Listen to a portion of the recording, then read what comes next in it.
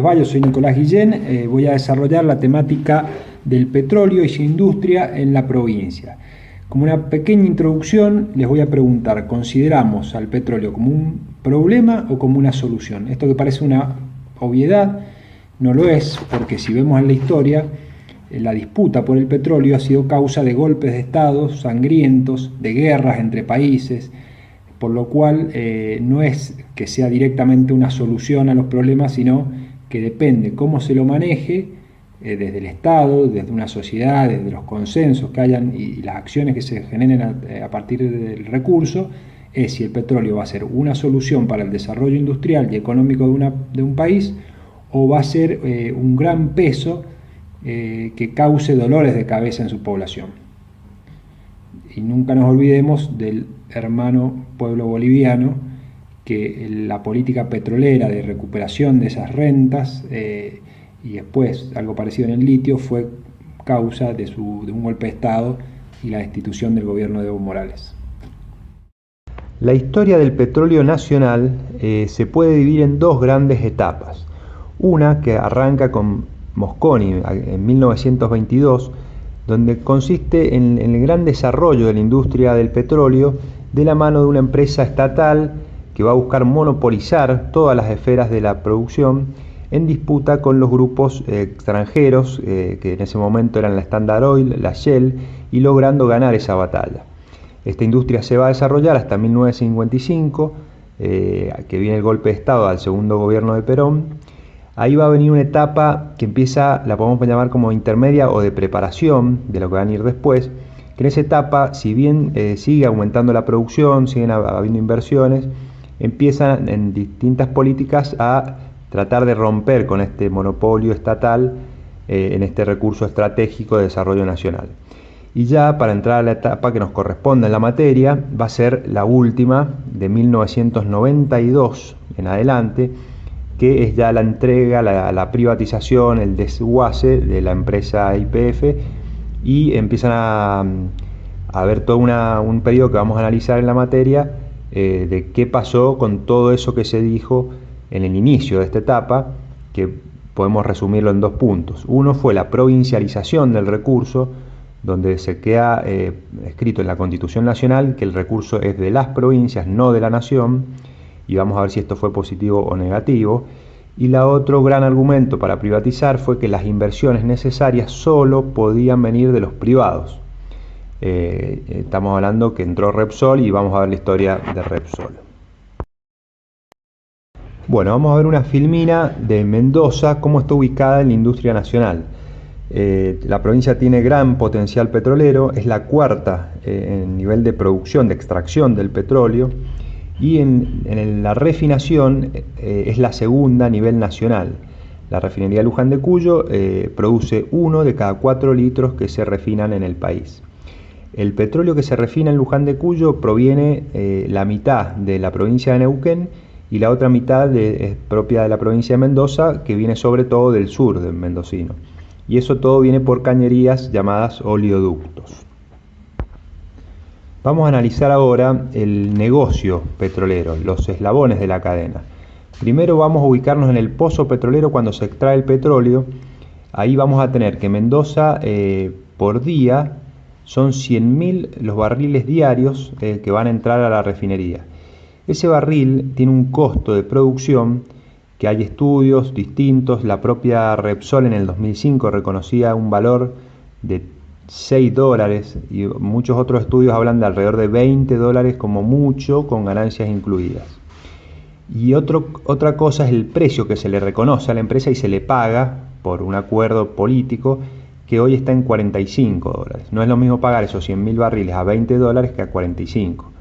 Esto lo vamos a dejar ahí. Ahora vamos a ir a pararnos al final de la cadena, que es en la estación de servicio cuando yo cargo combustible. Y vamos a analizar, si ustedes ven el gráfico, empecemos de arriba hacia abajo, la parte donde dice impuestos nacionales. Yo cuando apenas pago de cada 100 pesos que yo pago de combustibles, vamos a tener que 40 pesos, el 40% son impuestos nacionales. Después vamos a tener las regalías que van a la provincia, que son casi 5 pesos. Después tenemos un 8% que se va a dejar el estacionero para afrontar sus costos y su ganancia empresaria, y va a pasar, el estacionero va a comprar esas naftas a la refinería, y la refinería va a comprar el petróleo para refinarlo.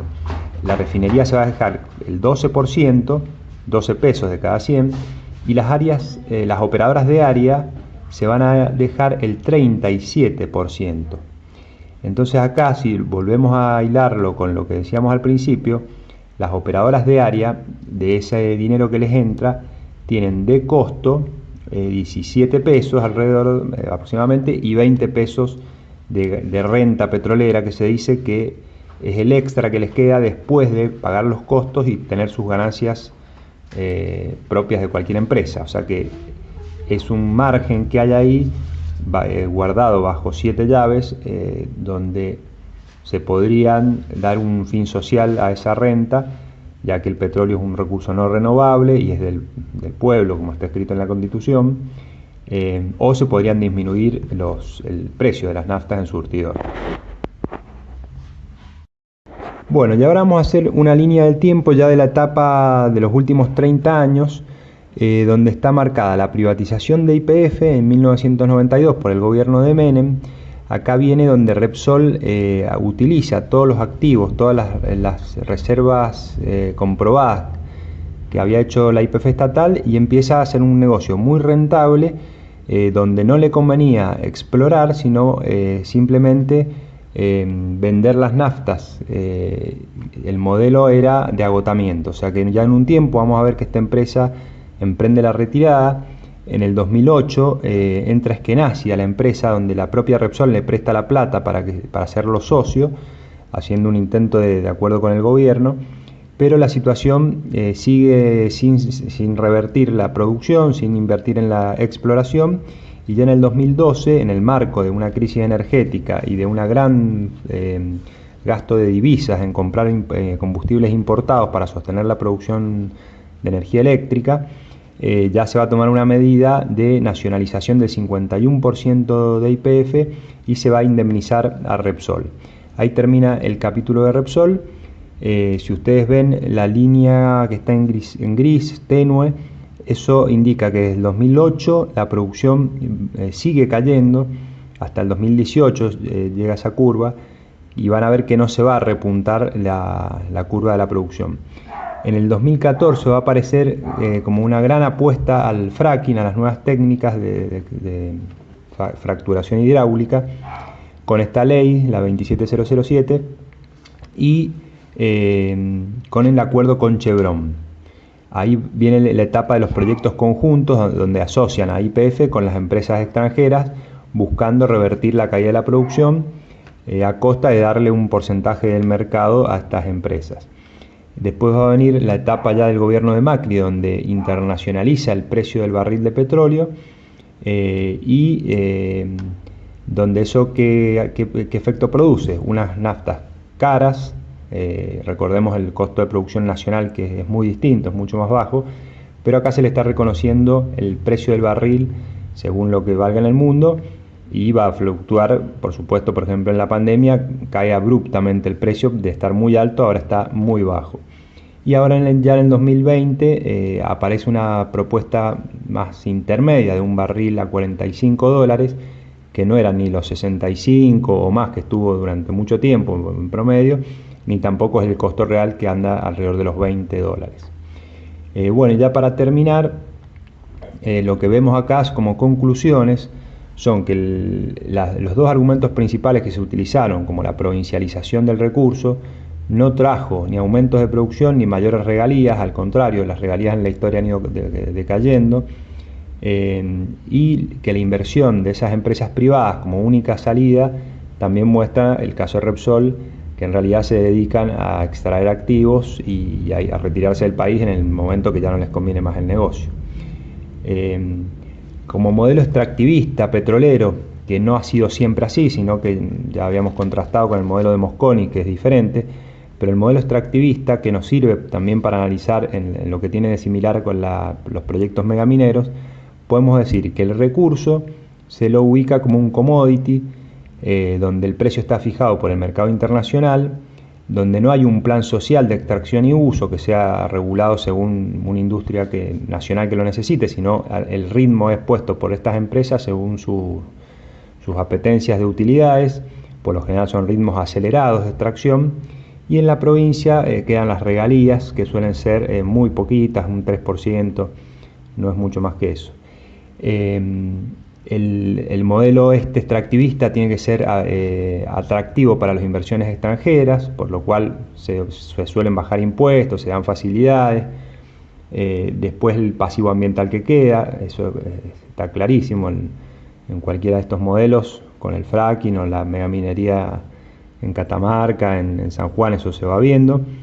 Después hay otra dependencia tecnológica, porque estos modelos vienen atados a paquetes mayores, donde no hay una industria nacional que se desarrolle, sino que traen el modelo ya cerrado.